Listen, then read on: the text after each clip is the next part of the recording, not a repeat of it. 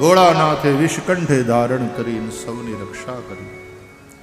પછી અમૃત પ્રગટ થયું ત્યારે અમૃત પીનારા દેવ કહેવાયા, પણ અમૃત બીજાને પાય અને વિષ એકલા પીનારા મહાદેવ કહેવાયા. બીજા બધા દેવનો તો એક એક દી આવે, મહાદેવનો આખો મહિનો. દેવોના દેવ મહાદેવ છે. એનો જે મહિમા જાણતા નથી એ જ ગમે એમ બકવાસ કરે, બાકી મહાદેવ મહાદેવ છે. અને ગમે એવો માણસ બોલે, અંતે તો મહાદેવને શરણે જ જવાનું છે શમશાનમાં. એ ન્યા જ બેઠો છે. આવે આવ ભગા આવ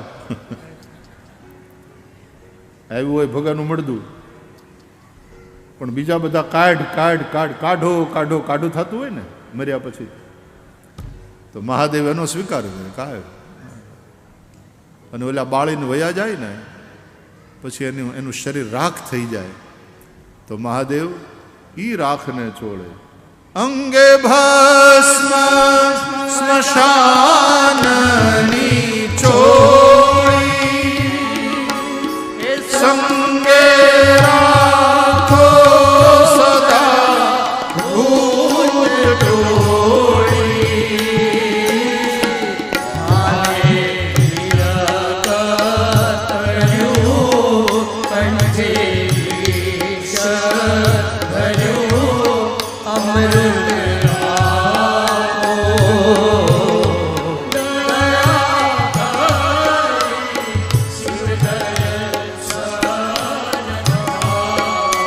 રામાયણમાં તો ભગવાન રામ સ્વયં પોતાના મુખે પોતાની પ્રજાને કહે છે, ઔરવ એક ગુપત મત સબઈ કહું કરજોરી, શંકર ભજન બિના નર ભક્તિ ન પાવઈ મોરી. મારી ભક્તિની પ્રાપ્તિ કરવી હોય તો ભોળાનાથને ભજો, કારણ કે ભોળાનાથ જેવી ભક્તિ કરનાર કોઈ નથી. ભગવાન વિષ્ણુને કેવી રીતે ભજાય એ ભોળાનાથ જેવું કોઈને આવડતું નથી. વૈષ્ણવાનામ યથા શંભુ, આમ કહીને ભાગવતમાં ભગવાન શિવને પરમ વૈષ્ણવ કયા છે. એ રીજે તો રામ ભક્તિ આપે. શંકર ભજન બિના નર ભક્તિ ન પાવઈ મોરી. દેવો ને દાનવો એ સમુદ્ર મંથન કર્યું, રત્નો નીકળવા લાગ્યા, આપસમાં વહેંચવા લાગ્યા. અમૃત નીકળ્યું ત્યારે એને લઈને ઝઘડા થયા. ભગવાને મોહિની અવતાર લઈ દૈત્યોને છેતરી દેવોને અમૃત પાયું. દૈત્યો એટલે આપણી અંદરના દુર્ગુણો, એ અમૃત પીને અમર બની જાય. પોહાય ભાઈ? તમારો ક્રોધ અમર બની જાય પોહાય? તમારી અંદરની કામ વાસના અમર બની જાય પોહાય? તમારો લોભ અમર બની જાય તો નખોદ વાળી દે. આપણી અંદરના જે દૈત્યો એટલે કે દુર્ગુણો છે એને અમૃત ન મળવું જોઈએ. એ તો મરી જાય, ખતમ થાય, એમાં જ આપણું કલ્યાણ. પણ દેવોને અમૃત પાયું ભગવાને. દેવો એટલે આપણી અંદરના સદગુણો, આપણી અંદરની હારપ, એ અમૃત પીને અમર બને. એમાં આપણું કલ્યાણ અને આપણા દ્વારા બીજાનું પણ કલ્યાણ. એટલા માટે ભગવાને મોહિની રૂપ બનાવી, દૈત્યોને છેતરી દેવોને અમૃત પાયું. પછી તો બલિરાજાનું ચરિત્ર સમજાયું છે. વામન ભગવાન પધાર્યા, 3 ડગલા પૃથ્વી માગી બલિરાજાના યજ્ઞમાં જઈને. બલિરાજાએ સંકલ્પ કર્યો. ભગવાન માગતી વખતે વામન હતા, પણ લેતી વખતે વિરાટ થયા. 1 અને 2 ડગલામાં તો બધું જ માપી લીધું, પૃથ્વીનું, સ્વર્ગનું. 3જું ડગલું બાકી રાખ્યું. બતાવ રાજા બલિ, 3જું ડગલું ક્યાં મૂકું? તે 3 ડગલા પૃથ્વીનો સંકલ્પ કર્યો છે. રાજા બલિ ભગવત ભક્ત છે. કહે છે મારું શરીર પણ પાર્થિવ છે, પૃથ્વીનું રૂપ છે. પદમ તૃતીયમ કુરુ શીર્ષણી મે નિજમ. નારાયણ આપનો 3જો ચરણ મારા મસ્તક ઉપર પધરાવો. મારું તો લઈ લીધું, પણ હવે મને લઈ લ્યો. જે મારું હતું એને તો તમે તમારું કર્યું, હવે મને તમે તમારો કરી દો. હું આપને સમર્પિત છું. બલિ ભગવાન કે હો ગए તો ભગવાન બલિ કે હો ગए. પછી તો લક્ષ્મીજી આવ્યા અને બલિને રાખડી બાંધીને પોતાના ધણીને છોડાવ્યા ને એવી બધી કથા છે ને. પણ જે સર્વસ્વ બલિને ભગવાનને સમર્પે છે, ભગવાન એની રક્ષા કરે. અને બલિરાજાને ભગવાન ઇન્દ્ર બનાવવાના, એટલે બલિરાજા પણ ચિરંજીવ છે. અશ્વત્થામા પછી નામ આવે બલિનું. અશ્વત્થામા બલિ વ્યાસ હનુમાંશ્ચ વિભીષણ. અત્યારે આ હાથનો વૈવસ્વત મન્વંતર ચાલે છે, અને આ વૈવસ્વત મન્વંતરના જે ઇન્દ્ર છે એનું નામ પુરંદર. આ મન્વંતર પૂરો થશે પછી જે 8મો સાવરણી મન્વંતર આવશે, ત્યારે ભગવાન બલિરાજાને ઇન્દ્ર બનાવવાના છે. એટલે ભગવાન પોતે કાળ પણ બલિનો વાળ વાંકો ન કરે, બલિની રક્ષા કરે છે, એનું મૃત્યુ નહીં. ભગવાનને તમે આપો ને એટલે પ્રભુ આપે વ્યાજ સહિત ગિરધારી. કોઈનો ભાર ન રાખે મુરારી, આપે વ્યાજ સહિત ગિરધારી. એટલે બલિને ભગવાન તો મળ્યા જ. ઉત્તમ હતું એ પહેલા મળ્યું, અને પછી ઇન્દ્રાસન. એ તો નનકુડી વાત છે, પણ એ તને આપીશ. જા, 8મા સાવરણી મન્વંતરમાં તને ઇન્દ્ર બનાવીશ. અંતે મત્સ્ય નારાયણની કથા છે. મત્સ્યાવતાર, જેણે સત્યવ્રત મનુનું સપ્તર્ષિઓ અને ઔષધિઓ સમેત પ્રલયકાળના સમુદ્રમાં રક્ષણ કર્યું. 9મ સ્કંદ ઈશાનું કથા. શ્રાદ્ધદેવ મનુને સંજ્ઞા નામની રાણીમાં જે 10 પુત્ર થયા એની કથા 9મા સ્કંદમાં સંભળાવી છે. રાજા ઇક્ષ્વાકુ, નભગ, નભગના નાભાગ, નાભાગના અમરીશ, અમરીશ રાજાની કથા સંભળાવી. સૂર્યવંશની કથા કહી.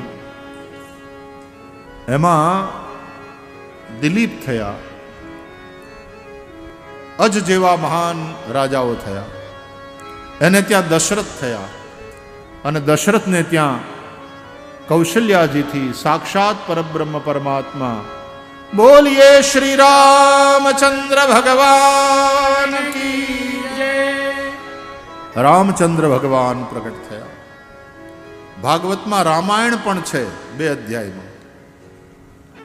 રામજીની લીલાઓનું સુખદેવજીએ ગાયન કર્યું. લવ અને કુશ આ 2 પુત્ર રામજીના થયા. આ સૂર્યવંશની કથા.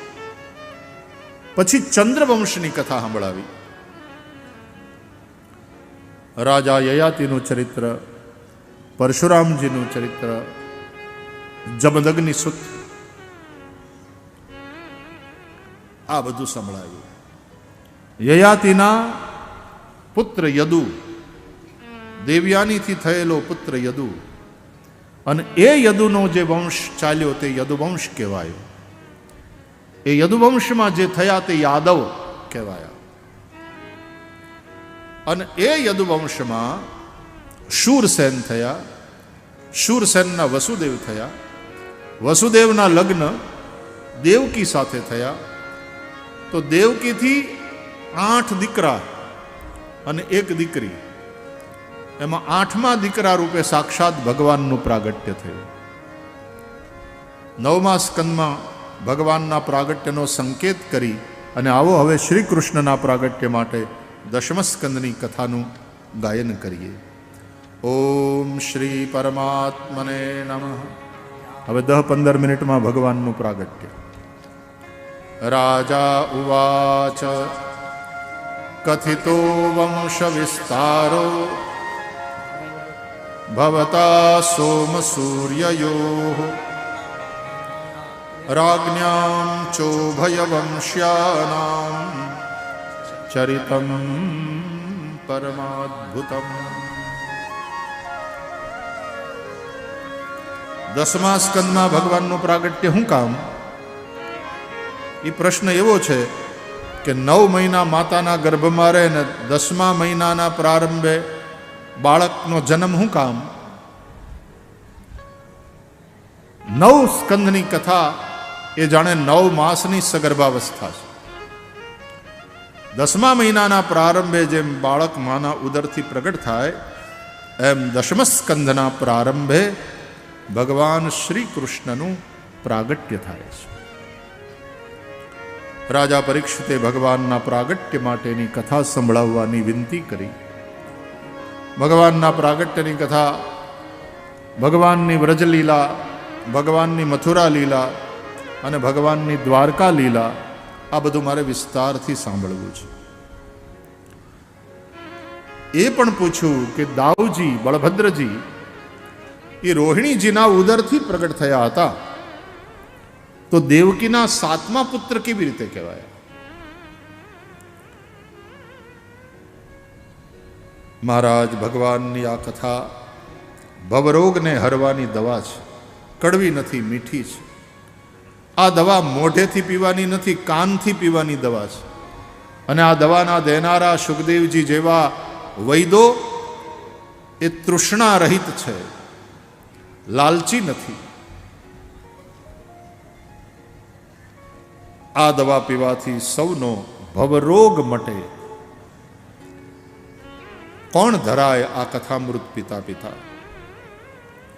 સુખદેવજીએ રાજા પરીક્ષિતની કથા પ્રીતિને બિરદાવી. સમ્યક વ્યવસિતા બુદ્ધિ તવ રાજ ઋષિ સત્તમ, વાસુદેવ કથાયામ તે યજ્જાતા નૈષ્ઠિકી રતિ. ધન્ય છે રાજા, તમને ભગવાનની કથામાં પ્રેમ થયો છે. સાંભળો, ભગવાનના પ્રાગટ્યની કથા સંભળાવો.